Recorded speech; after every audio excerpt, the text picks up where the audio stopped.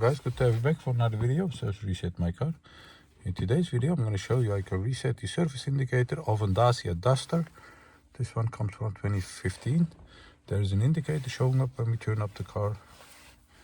And in this short video I'm going to show you how you can do it for yourself. Before we start, I want to mention our YouTube channel, Service Reset My Car.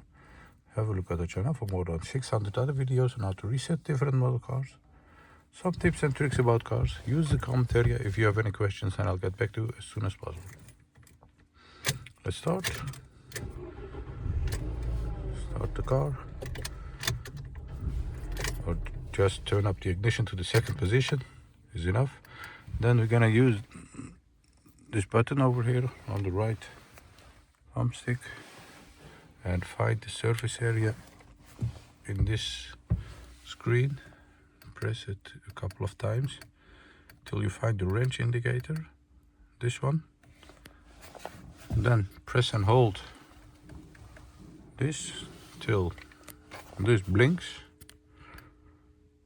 and don't release the right thumbstick button till it resets itself, like this, and you'll see that it jumps back to 20,000 kilometers. Turn off the ignition, do the test, turn back on the ignition, start the car, and you'll see that the indicator doesn't show up anymore. That was it on how to reset the service indicator of a Dacia Duster 2025. I hope you enjoyed it, it helped you. Don't forget to subscribe, and see you next time with another video. Stay safe, take care, bye bye.